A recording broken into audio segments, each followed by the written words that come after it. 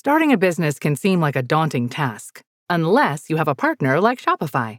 They have the tools you need to start and grow your business. From designing a website to marketing to selling and beyond, Shopify can help with everything you need. There's a reason millions of companies like Mattel, Heinz, and Allbirds continue to trust and use them. With Shopify on your side, turn your big business idea into... Sign up for your $1 per month trial at shopify.com/special offer.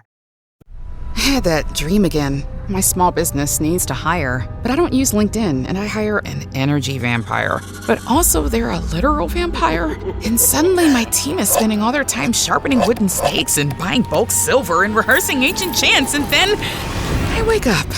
Don't let hiring nightmares ruin your dreams. LinkedIn Jobs' new AI assistant takes insights from over 1 billion professionals to create a short list of the best fits for you. Post your job for free at linkedin.com/quality. Start hiring today with LinkedIn. Welcome to My Breastie Says, two friends exploring life during and after breast cancer from two totally different perspectives. I'm Chris, a breast cancer survivor and a mother of two. I'm Jenny, a physical therapist and medical professional who specializes in breast cancer care. Together, we created this podcast to bring both sides of the story, the medical insight and the lived experience. So today's guest is Jaclyn Johnson, founder and CEO of Create and Cultivate and Invest with Cherub. She's built purpose-driven platforms supporting women in business and hosts the podcast Work Party. But more recently, Jaclyn, I guess we're going to expand on your own personal journey in cancer land. So welcome to My Breastie Says. Yes, thank you for being here. Being part of this club, unfortunately. But thank you for sharing and offering to come on here and just be so open with us and hopefully inspiring other people going through it right now. So, yeah, absolutely. So happy to be here. Thank you. So when were you diagnosed? Yeah, so I was diagnosed in around September timing, September, October. It was basically, as you know, such a process of drawn out experiences. I actually had made the move from Los Angeles to New York, and when I was in LA at the beginning of this year, I went for my general, checkup, and she was like, you need to get a mammogram. She wrote me a prescription for a mammogram. And then within the next few months, I was like, I'm moving to New York. I have to sell my house. So I just pushed it away and was like, okay, I'll deal with that. And this was just it's just time, just a routine thing, mammogram. Okay. Just time. I turned 40. So it felt like it was just a next step. And then I got to New York and was getting settled. And so this is April, May timing. And I kept getting the alert from the LA one that was you need to book your mammogram. You need to book your mammogram. But when I clicked on it, it was you're in New York. That's a different prescription. So you have to get another doctor to kind of write. So again, it was all these obstacles kind of leading up to it. I had moved. Yes. It was stress. But I was having this weird pain in my left breast that was just random. I was like, that's so weird. It kept reminding me to make the appointment. So long story short is in June, I made an appointment with a primary care physician out here, who then was like, yeah, I'll write you a prescription. So then she wrote me the prescription. So then basically I didn't go until around July to get it. And I just thought, and it was so random too, because I don't really post a ton on Instagram stories, but I always was I'm going to post about going just to remind people. Yeah. It's a great, going thinking this will be nothing. And this is fine. And I'll post this one photo and da-da-da. And then, of course, I get a week later, hey, you have to come in for some additional imaging. We found what looks like calcification. So again, I'm no big deal. Go back in, no problem. And then at that appointment, I was there for a while. And then after I got the imaging done, I was sitting in the waiting room for at least an hour and a half. And I was like, what's going on? Did they forget about me? Or and so I went to the front and I was like, I think they might have. And they're like, no, just sit there. And I'm like, okay. And they called me back in. And then the woman was like, listen, so this came back showing that the calcifications are coming together, which means you have to go get a biopsy. And at that point I was like, okay. But at this point, I have no lump. No one has mentioned the word cancer. So I'm like thinking, this is just all very like preliminary. No big And deal. plus, this is your first go around with a mammogram. Maybe this is just how it goes. This is normal. Yeah. I was like, okay, cool. Like the technology hasn't caught up yet. No problem. Like, so as I'm getting ready for the biopsy, obviously, then it's like starting to ramp up a little bit more. Like, okay, here's all the things you need to know about the biopsy. And going into it, like what's going to happen. And there was like a lot of lead up. So I was like, this feels like kind of intense. And so then we get to the biopsy, and at the biopsy was only the first time where the doctor was like, okay, so we are doing a biopsy to see whether this is like on one spectrum, nothing and benign, and on the other spectrum, like stage 0 cancer. And I was like, what? Like that was the first time I had heard that word. And were you by yourself at this appointment too? My boyfriend came with me, but he was like in the waiting room. Yeah, he was in the waiting room. And at that point I was like, oh my God, like, the doctor did say, so we go through the biopsy, which is extremely painful. Like I actually feel like the biopsy was like maybe the worst part of it, because like you're awake, you can feel like the sucking sensation. They're, obviously they're putting multiple needles in your breast, and then you have to do a mammogram after that, which is crazy. And at that point, when she said that, she's like, I really don't think it's stage 0 though. So at that point, she had said that, and I was like, okay, great. Like, love that you feel good about this. And so I kind of left thinking, yeah, like there's no way. And that's fine. She's like, the thing will be on the results will be on the portal in a week. At that point, so I'm refreshing like a psychopath, like the thing, and it's like absolutely, as one does, and there's no results, like it's just taking forever. And so I fly to Arizona. This is actually such a funny story, but I fly to Arizona for a work thing. I'm there for like literally one night to host this thing. And at that point, when I landed, it had been 8 days. So I call and I'm like, hi, I'm like trying to see the results. And the guy, it was like, I called like the portal help, whatever. And the guy's like, they're there. Like, you don't see them? And I'm like, no. I'm like, what do they say? He's like, I can't tell you that. I'm like, no, but like, how do I get them? And he's like, it's so weird. I don't know. Let me try and play with it, whatever. So, oh my God, can you imagine this portal guy? He's just like an IT guy. And suddenly he's like, it's cancer. I can't tell you. Yeah, exactly. I'm like, please, sir, screen grab what you see. But he's like, no. And then I get a call back from a New York number. And so I'm assuming it's the portal guy again. And I'm sitting in my room. I had just ordered room service because I hadn't eaten all day and I was going to do this event. And I pick up the phone and it's the doctor. And I was like, oh, she's probably calling because I called the portal guy. And she basically was like, hi, this is Dr. blah, blah, blah. Like, are you available to chat now about your results? And I was like, yes. And she was like, are you sitting down and do you have a pen? And I like, stop. She actually said, are you sitting down? Jaclyn, they said the exact same thing. Are you sitting down and do you have a pen? Yeah. I'll never forget those words. I'm like, why? Why? So at that point, someone knocks on the door and it's the room service guy. So I go open the door and I let the room service guy in. And he's like putting the plate down, and I put her on speakerphone. I was like, yep, okay, go ahead. And she's like, so it's stage 0 cancer. And the room service guy's like, oh God. And he's like, I need a signature. And I was like, and he just was like, never mind. And just like ran out. I was like, oh God, this is a nightmare. And I was like, okay. And so she's like, you need to write this down. Like, you need to write down DCIS. You need to write down like, state or like level 2 aggression. You need to write. So I'm writing all this stuff down. I'm like, and like my mind is like racing. And she was like, so here's what you need to do. You need to get a doctor, like or a surgeon. You need to go to like MSK or NYU or whatever. And like, write this name down. Here's some recommendations. Like, it goes by so fast, as you guys know, like you're just kind of like absorbing as much as possible. And yeah, that's kind of how it all happened. Oh my God. So what was it? So you said it was was it HER2? So no, not HER2. It was double positive. So stage 0 double positive, level 2 aggression, stage 0 double positive. And the level 2 aggression is the one that's the scariest, right? Yeah. Level 3, because I had HER2. Yeah, which is so scary. Yeah. And so basically from there, went onto the MSK website and just like submitted. Like I didn't have a connection. Like after I had talked about it, so many people reached out. Were like, we could have introduced you, but they were just really quick to get back to me and super informative, and like were able to like really kind of give me all the information I needed very quickly.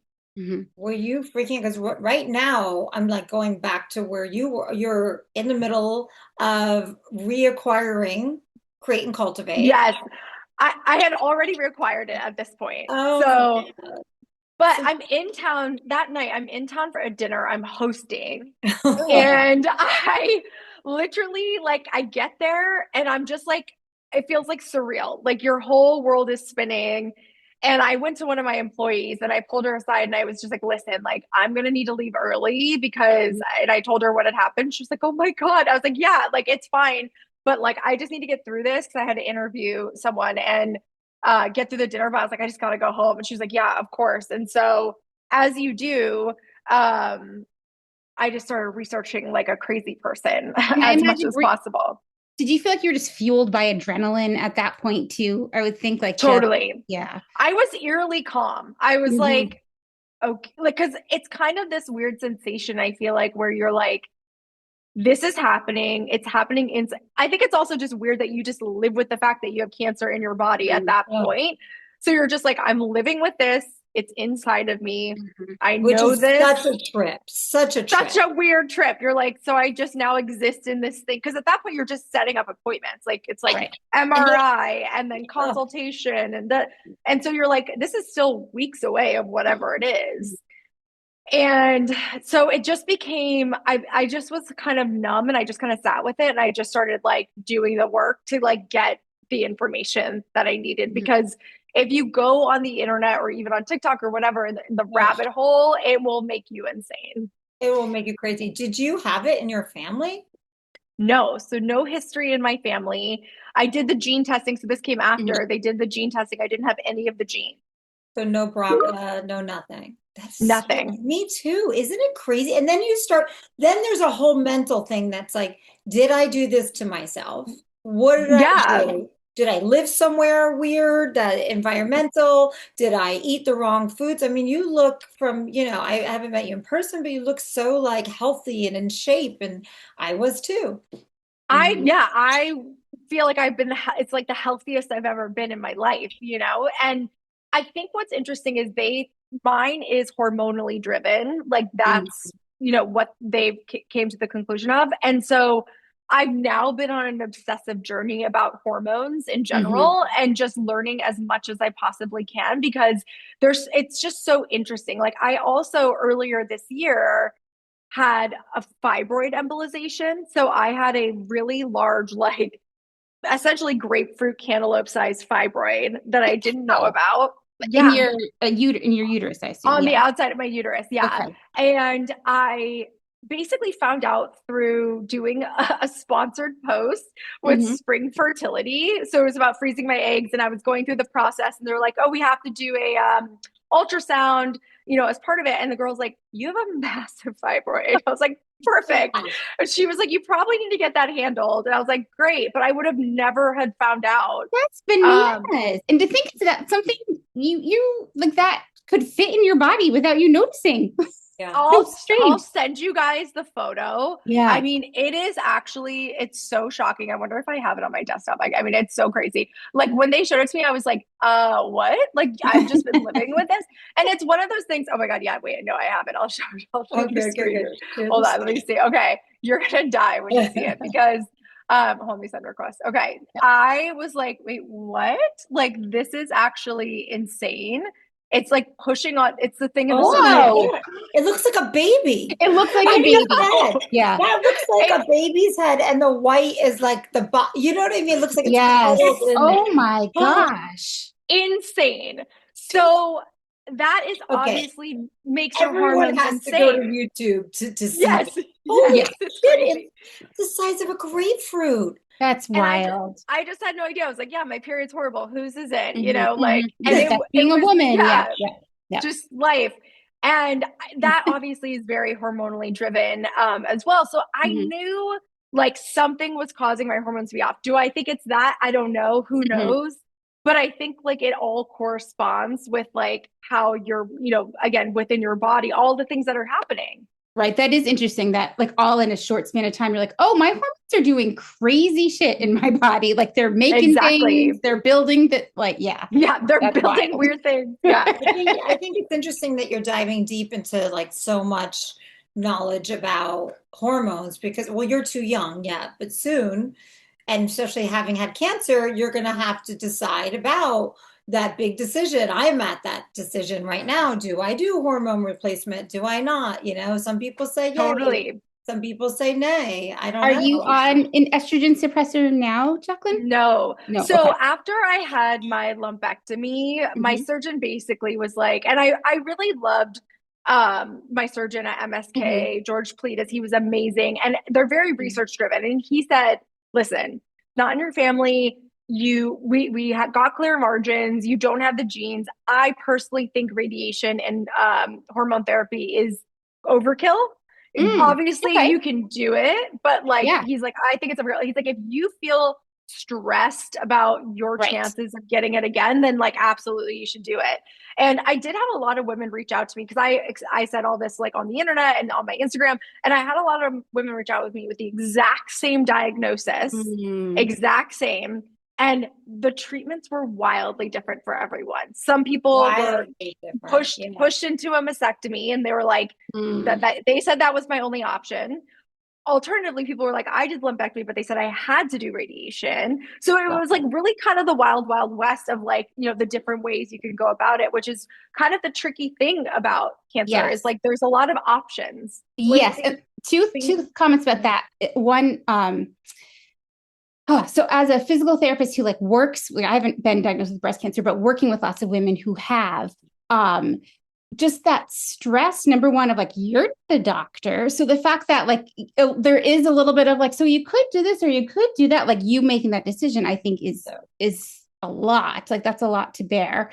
But then also watching women go through that process, the ones who really felt like they had good communication with their doctors, felt like their questions were heard, felt really good about their decision, like just watching them, whether or not they have complications or not, they seem to do much better than those who are like, oh, I was pushed into mastectomy. I really wish I didn't do that. Like, that angst can really pollute the rest of the journeys. Totally agree. And I think like I was so pleasantly surprised by the experience at MSK, where it was like, basically he was like, bottom line, this has to come out. So that's step one. Once we get it was 4 millimeters. So it was pretty small. He was like, once we get it out, then we can like talk about everything. Cause he was even like, the reality is like all the imaging, all the MRIs, like they're an assumption. Like they're like until we literally open you up, we don't know. And there is a lot of women who've had DCIS that have done the lumpectomy and then realize that they're stage 1, or it's a lot more progressed than you can tell, because you really, again, you just don't know until you're in there. And so I was nervous about that outcome, and I was lucky that it wasn't that. But still, it's like, again, it's like, here's the steps, like this is, and then from there we'll make decisions and we'll get more information on your genetics and all those things. It's interesting that we think medicine is so cut and dry and textbook. But there really is so much gray area for me too. MSK helped me. They were my second like opinion, and working with my doctors, Philomena out here. But yeah, I ended up, because of MSK, switching my whole treatment plan. But, oh, wow. Yeah, they were like, I couldn't, the chemo that I was supposed to do, see, my tumors weren't, they were like little rice pin needles all over. So it's not like they could, it's not like a lumpectomy, like I had to get it. But no, they were like, well, you could do. So you didn't have to do like treatment. You didn't have to do anything. No. Great. Yeah. Thank goodness. Yeah. Which was like amazing. But I mean, again, he was like, at the very beginning, he's like, what type of person are you? Are you the type of person that is going to have anxiety for the rest of your life about the possible recurrence of this? Or do you want to do the least intervention with the best result? And I was very much like the least intervention with the best result for a few different reasons. One is like, I am not good with sitting still and like recovery and all like surgery in general. So like the thought of a mastectomy and reconstruction felt so daunting to me, and that felt more overwhelming to me than the thought of getting cancer again. And so different. Yeah, it's amazing. So different. And like I felt like it was really interesting because like for him, he was like understood, and like that totally makes sense to me, and I get it. And I was like, however, if you said to me, you should get a mastectomy, that is my recommendation, I would do it. Like, but if you're telling me I have optionality, like I'm going to take the optionality. And I do like to highlight, like how Chris just said, because Chris, I think, you know, like everyone is so different. And so no decision is right for everyone, right? Like everyone needs to like feel good, and that's good. And everyone's different. And I think that's a lot of people, even like talking about different, you know, modes of how people deal with it. A lot of people don't even talk about it. Don't even, like, how did you make that decision? Because you are in the public eye. You have Work Party that you're doing your podcast on. I think it's on YouTube too, because I watched a few. But no, like I just like, how did you make that decision to go public? My mother-in-law, when she passed away, we didn't even know what she had. That's crazy. Yeah, she had breast cancer that spread to her brain. We knew that she had brain cancer, but they're like, oh no, she actually died of breast cancer. Like, Grandma had breast cancer? Yeah, years ago that she told no one. So, you know, it is. That's so that generation though. My mom will just like break a bone and not tell me. And then I'm like, why are you in a cast? Like, I have one of my best friends from New York that I grew up with. She just told me yesterday that she had a lumpectomy like years ago. I'm like, oh my God, you don't tell me. How did you keep that to yourself? God, it's hard for me to keep any thought in my head quiet from anyone.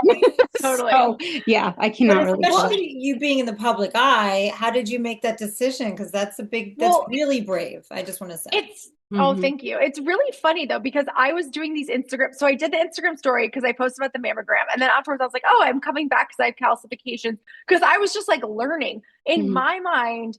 I even posted this. I was like, so calcifications, but I don't have a lump, so I'm good. And I was like posting about these stories on Instagram for whatever reason. It's not something I normally would do. I just was doing it. And then I was like, oh, I'm learning this information. And then when I got diagnosed, I was like, oh my God, like, and I felt compelled. I waited till like my boyfriend and we talked about it a lot, but he was like, wait until you have your plan set to go public, because there's going to be an influx of information and overload. Yeah, that makes a lot of sense. If you go into it being like, hey, this is what happened, this is what I've been diagnosed with, and here's the plan I'm going to go forward with, then it doesn't leave a lot for like, you know, again, people just like chiming in and giving you advice and all these questions and things like that.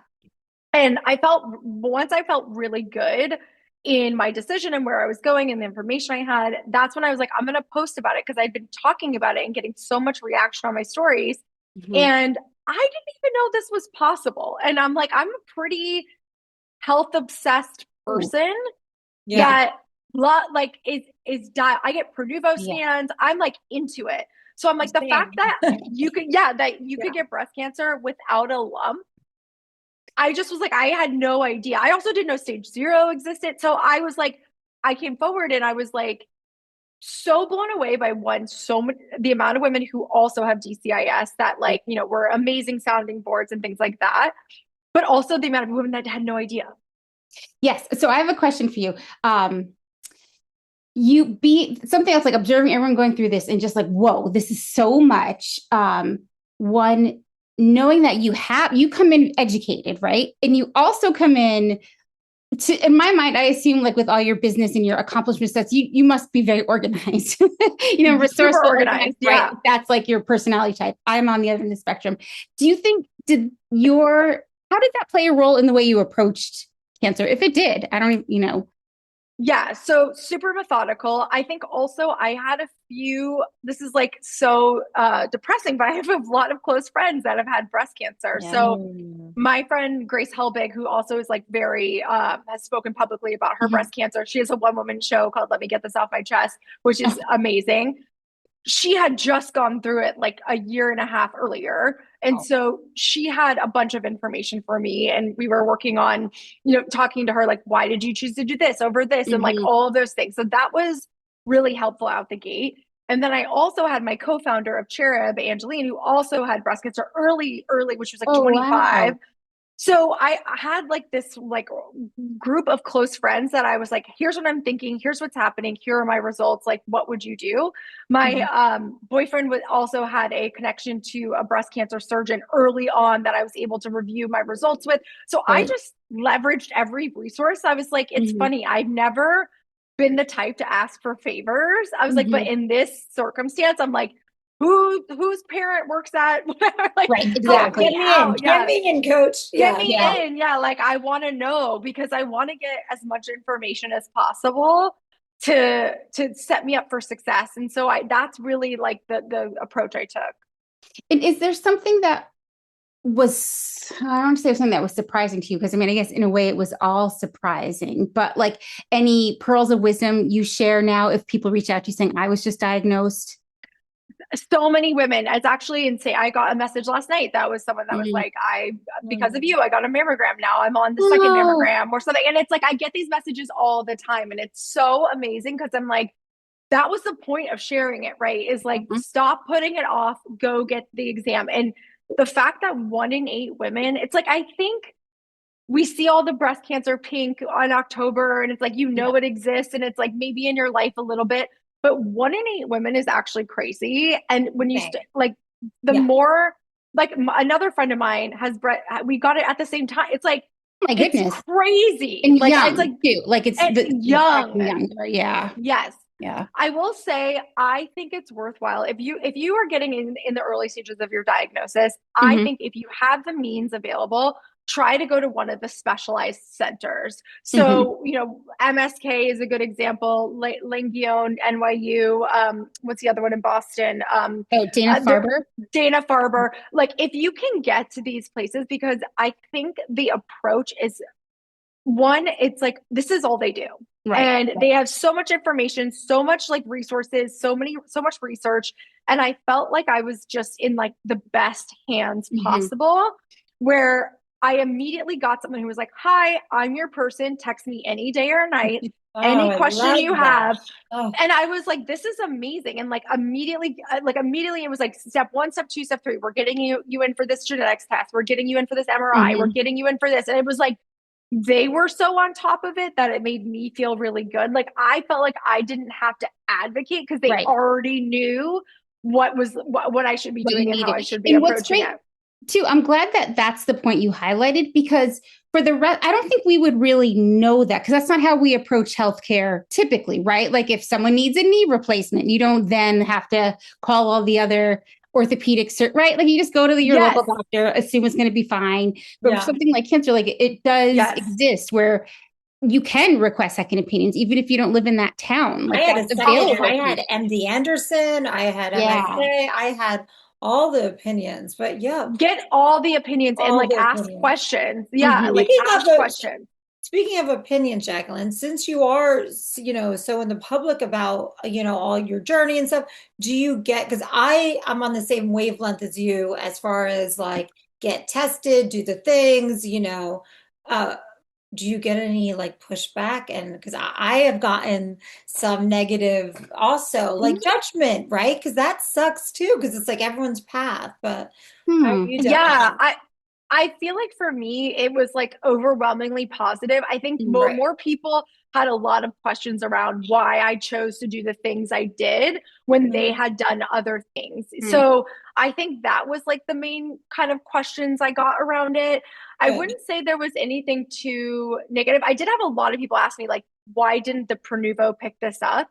And Prenuvo states, like, on their site that they do stage 1 and above, like that's what they could pick up. But I don't even know if they would have picked up the calcification. So it's like, so I did get some questions around that, like, why wouldn't that have happened? But I think overarchingly, it was just a lot more questions around like specifically treatment and why I didn't do a more aggressive approach.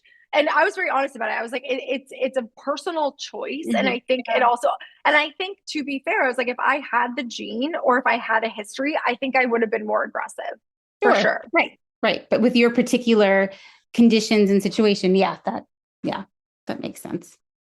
Wow. What was like the most thing going through this that surprised you about yourself?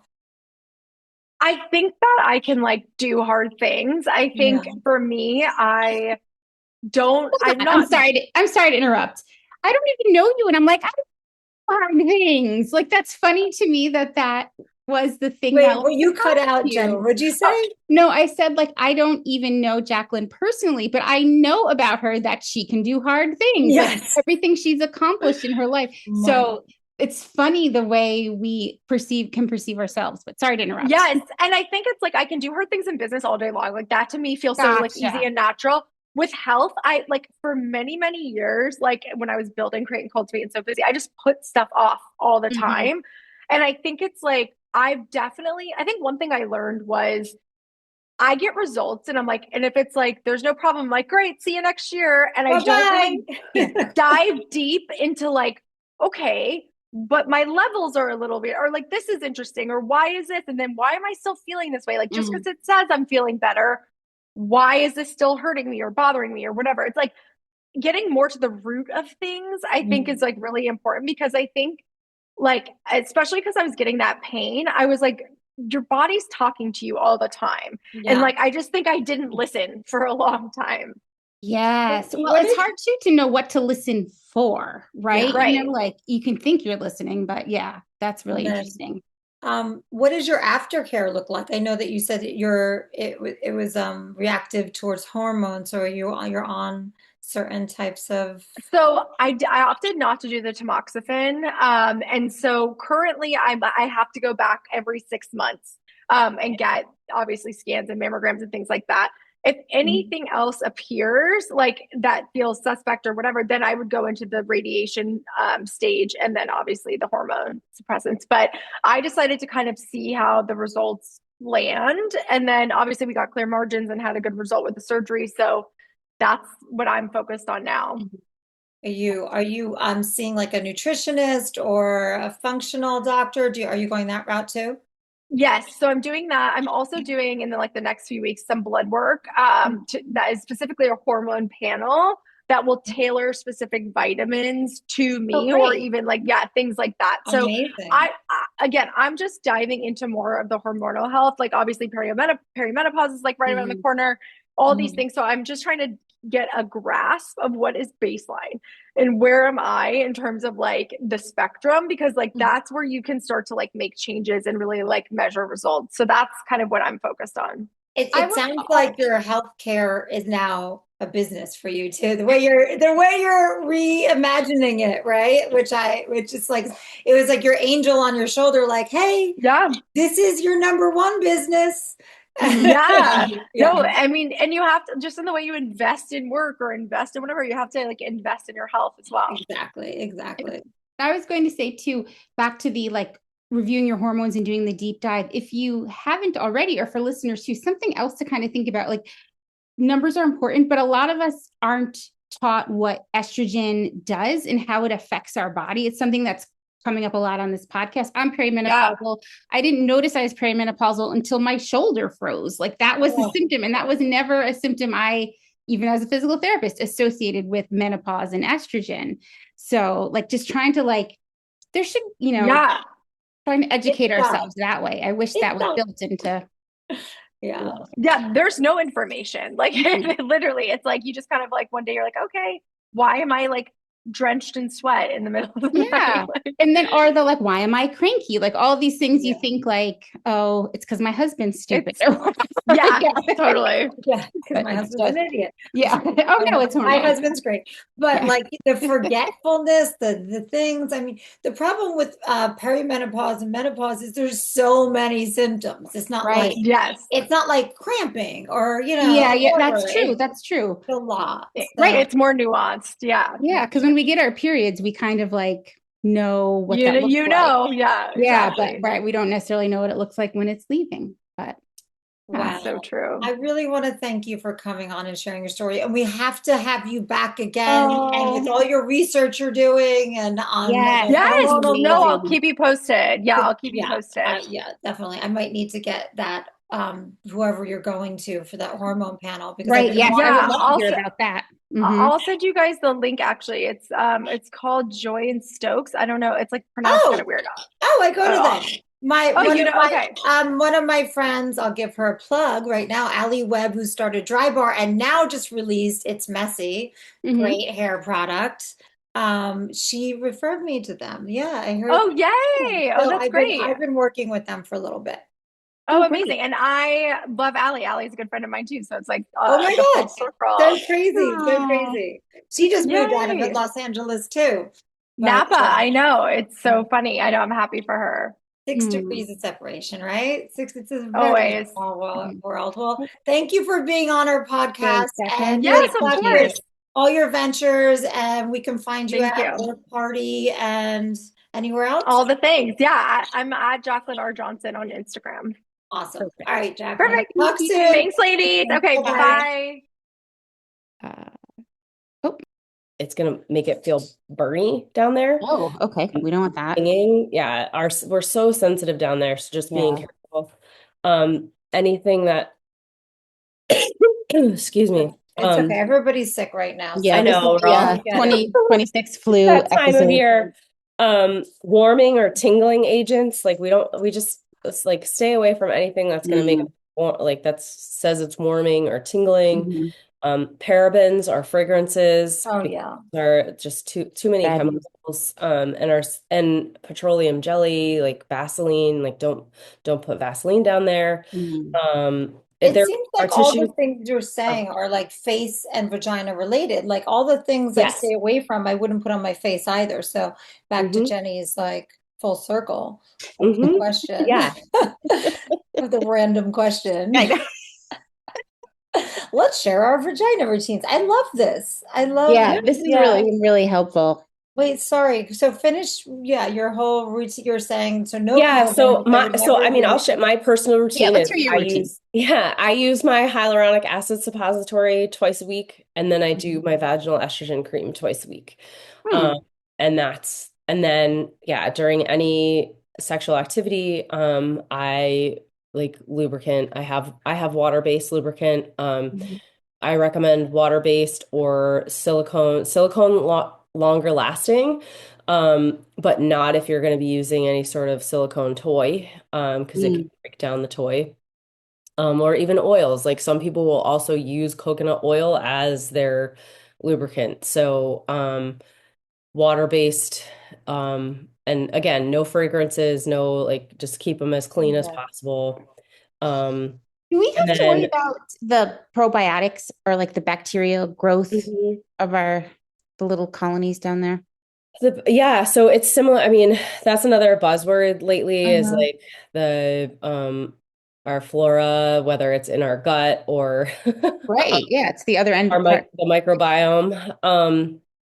And we have a microbiome down there. And that is impacted by Mhm. lack of estrogen because of change of pH. Um, and so there are um, probiotics that are marketed to like I don't know that um, Okay. that's truly gonna Might make not be needed. a big that Yeah, it's truly gonna make a big difference. I think it's hard because women in the wellness industry like it's just pushed on us so much that we need all these different 1000%. Wellness is things. yeah. And I think we can kind of like keep it simpler than that. Yeah, because I'm not hearing you mention, and then I feed my probacteria, in your Yeah. routine, like there's no probiotic in the No, yogurt. I do have a really fun fact though. Oh, let's hear it. You tell. Um, so the use of a vibrator, there Hmm. is science for it helping us with our vaginal tissues and pelvic floor strength. Mm. And so I can, and I do, prescribe that like vibrator use as therapy. So now I have heard that can help with blood flow. That can blood help, flow too. right? Yep. Okay. And then what else? Tell me more. Now the science nerd in me wants to know why. Well, it's the stimulation to the area. So, I mean, pelvic floor strengthening is going to come from reaching orgasm. That makes sense. And so, and that's a second fun fact. The stronger your pelvic floor is, the more amazing your orgasms are going to be. The more intense they're going to be, because that fluttering and that's our pelvic floor muscles contracting. And so the stronger they are, the bigger those contractions are going to get. So the bigger those O's are going to be. You're bringing us up on a high note. Like this is and then you're also you're stimulating the area. So you're pulling circulation to the area. You're encouraging those tissues to plump up. You're also, it's sensory feedback too. Like, we can get that loss of sensation. And so I even think of this, like I talk about this a lot with my neuro patients. Like we're doing a lot to try to reignite sensation. The nerves going. Yeah. And so we're just going to do that down there. We're going to reignite the sensation of our clitoris is what we're going to do. So do you guys remember those, or they might still be around? They're like these platforms that vibrate that women, or people would stand on. Yes. For lymphatic flow and things. Yes. Yeah. Just to like strengthen muscles and stuff. It's interesting how all these like vibration modes help different areas of our and body. so they even have one of the tools that we can use and that we can have women use at home. There's pelvic wands that if there is muscle tightness, the pelvic wand can be used to do some releases and reduce tension and kind of do like your own internal massage basically. They now make some of those wands with vibration to them. Oh, interesting. Yeah. For that same idea, because it can help relax the tissue easier, and then also improve the circulation and vibrations. All right, so there's stuff we can. So there's hope at the end of this. Yeah, there is. I know. I always feel like whenever I do my workshops, or I'm always like I know I'm saying a lot of really unfun stuff, but I promise I'm gonna leave us with hope. Yes, and I think you did that today. Yes. I think it's fun. I think it's fun, Erin. I mean, I learned a lot. It's all the more you know. Like you, 1,000%. If you don't know it, you can't address it, and so it's uncomfortable to talk about. But now you talk about it, and now we know what steps we can take. Yeah. Or like figuring out the symptoms and what they're really linked to versus, just our, I guess it's just getting old. Just part of getting older. Oh well. Yep. Yeah. Just pee my pants now. Yeah. Erin, can you tell, where can our listeners find you on socials? So my Instagram is at bfempowered. So my business is Fempowered. That basically describes me in a nutshell. I love that. So we are all about female empowerment. Yes. At Fempowered. And then it's bfempowered.com is my website. And then Fempowered Women's Health on Facebook.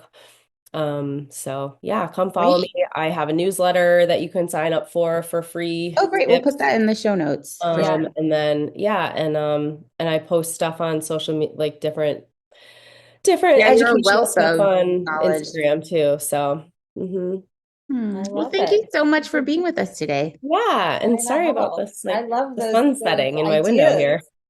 Oh, yeah, East Coast. My sun's going down over here. Yeah. No worries. Thank you so much for joining us. You're a wealth of knowledge, and I never knew I could, the hyaluronic and all the things. It's like it's really some good information, some good details. Chris and I are going to go work on our self-vaginal plans. I'm going to be so hydrated. Right? From the top of my head to the bottom of my pelvic floor. Thank you, Erin. Take care. Thank you for joining us. Yes, thank you. Bye. Thank you for joining us today on My Breastie Says. Please don't forget to subscribe, like, and share this with a breastie who needs it. You can find us on Apple Podcasts, Spotify, or wherever you get your podcasts. Please don't forget to support our sponsors. We donate a portion of proceeds to charities supporting cancer patients in need. And we welcome questions and or topic suggestions. So please submit at mybreastysays.com. The conversations on My Breasty Says are based on personal experiences and professional insight, but they are not intended to replace your medical advice. Always consult your doctor or licensed healthcare provider for medical guidance specific to your situation. We're here to support, not prescribe. See you next time. Bye!